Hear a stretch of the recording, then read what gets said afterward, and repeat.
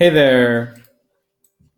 For this exercise, I'm going to be showing you how to export a line drawing from Rhino to Illustrator because let's face it, drawings in Illustrator look way better than the lines that you have through your layers in Rhino.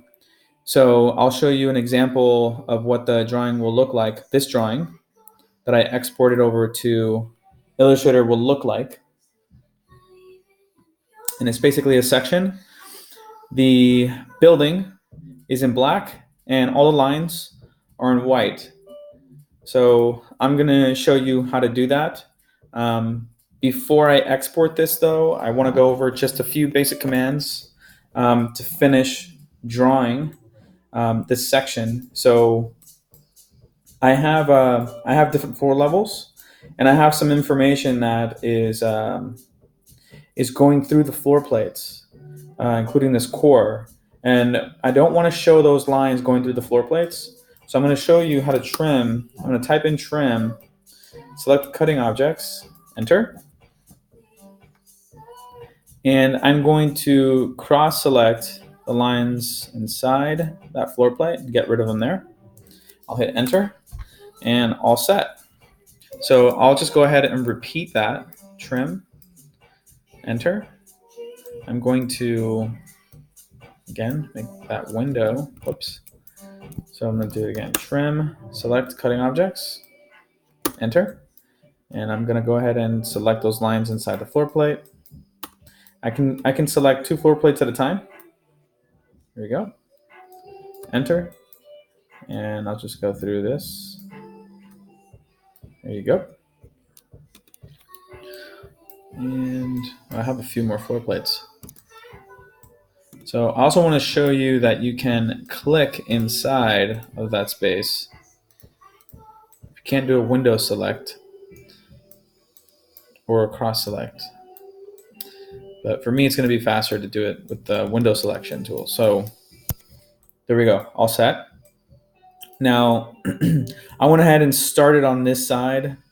What I did is I took the lines from the existing building section, which I'll show you here. Let me get rid of that.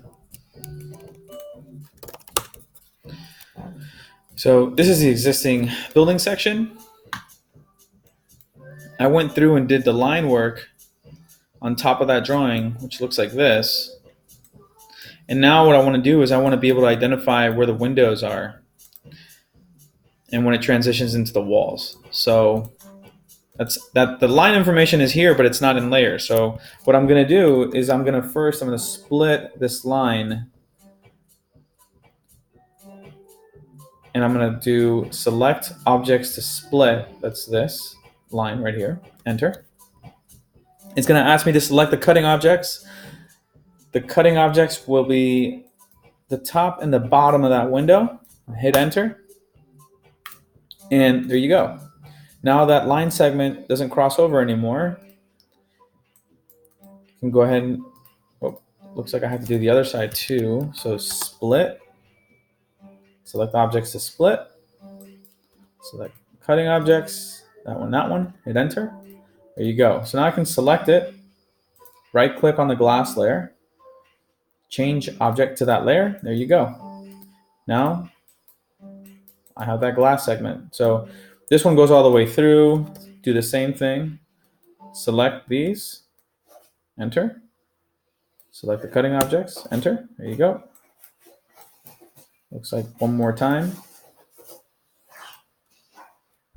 I'm going to go ahead and split. Select the cutting objects. There you go. All right. So right click, bring those into the glass. Now, the glass layer. Now I'm pretty much ready to go. I have the profile of the building. I have glass on a separate layer, and I have information of the building that's beyond, like these stair cores, and it looks like maybe the little end of the wall there. So the one thing that I'm going to do in order to get that drawing, and to get to this drawing quickly is I'm going to produce a profile of this building by using the curve boolean command. So how do I do that? You're going to first need to make sure that all of your lines, they're actually intersecting and that there's no gap between them. Any space between the lines, it's not gonna work, and you'll be able to see that. I'll show you an example actually. I'll just copy this over, and I'll give you an example of what it looks like when the lines aren't actually closing. Let's do it here. Let's just squeeze that up so it looks like this. Okay. So first, I'll do it right. Now, this building is watertight. So select your building, all of the lines. And I'm only doing this because it's just easier to select everything rather than one by one, clicking all the lines on the outside. It looks like I have a double line here. Let me get rid of that. Okay. So I could go around and just one by one select everything, but this takes too long for me. Not happy with that. There's actually one other thing I wanted to do. I wanted to pull these windows in slightly, just so it has a different thickness than the wall. Okay. Now I have the same condition here on the other side. Now I'm going to do is I'm going to select my building. I'm going to select this box. I made a box out here. It doesn't matter how big it is. It just needs to be bigger than your building. Okay. Now I'm going to go to curve boolean. See if I can find it. There it is. Curve boolean. And it doesn't matter. There are options here. Usually I look at either combining regions or not combining regions. For this exercise, it doesn't matter if I combine or not. So I actually don't want to combine it just in case. But anyways, all right. So I'm going to click that. I can see that there's a shaded area that stops right at the edge of the building. That's perfect. I'm going to hit enter. There we go. I'm going to go ahead and pull this out. And this is what happened. I just made a boolean of the outside and it's defined by that square. I don't need this square. What I need is this profile. So I'm going to change this over to the building profile layer. There we go. And that's what I was looking for. So I'll drag this back in exactly where it's supposed to go. And I'm going to show you just an example. It looks like this is exactly the same, but we know that we have a little gap here. So what I'll do is I'll do the exact same thing. Select the building, box, curve, boolean. I'm going to click on the outside. And if you look closely, this shaded area goes inside of the wall cavity. And that is not what I want. You see that? And it jogs right here. So this is not good. I'll hit enter. And here it looks the same, but we know that that's not right. If you have multiple lines like that, that's just gonna make the drawing really sloppy, and that's why it's important to have your object snaps on. So that's O snap over here. So you can disable or enable. I always keep it enabled. I always keep my end and my mids on. Sometimes I use near. So anyways, that's going to make a mistake there for your drawing. That's a mistake. I don't want it. So be careful to look through your building and make sure that the shaded area is staying on the outside of the building. So now that I have that, I'm going to go ahead and select everything, including that new line that I made. And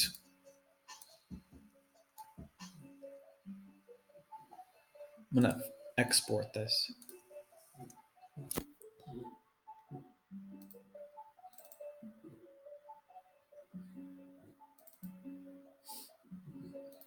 And I'm going to select here Adobe Illustrator. And I'm going to call this section drawing exercise. Save. Now it's going to ask me if I want to replace it because it's existing. I'm not going to export this to scale, so I'm just going to do a snapshot. All this other stuff doesn't matter. So just hit OK, and it's out. So that's going to be this drawing here. I'm going to open it up. Here we go. So now this drawing is sitting on an 8.5 by 11 sheet. I know that because that was my last defaulted sheet size. So I'm going to open up the properties here. Yours might look a little bit different. If it does, you might be on something else here. Essentials looks a little bit different. If you go to Essentials Classic, it should look closer to something like this, what I have. I've customized this a little. If you can't see your properties the way I do, you can go to Window and click on Properties. And that's going to open up a window. It might either be floating or it'll pop out the way it did for me. So once you get to this, I'm going to go to Units, set this to inches. I'm going to go to Edit Artboard, 8.5 by 11. That's the sheet. I'm going to change this. The height is correct. I'm going to change the width, 17. Enter. There we go. Now, my drawing is pretty centered on the sheet, but just in case your drawing shows up over there, what you're going to need to do is you're going to need to select this, window select, and make sure that when you grab this to drag it over to the middle, you're actually over the line. If you're over a white space but in the box, it doesn't realize that you're trying to select a line or select your lines. So if I do it here, it's just going to deselect and start over, right? Deselect. There you go. Didn't select anything, right? So just be careful to select everything, grab one of the lines, and then just drag it over. Click, hold, and drag. All right. So now it's in the middle. I'm going to scale this up. So I'll select, grab one of the corners, and if you start to drag this over, you can scale it. But as you can see, it's not holding the proportions. They're not locked. So in order to lock that, what I can do is I can just click and hold Shift while I'm doing this.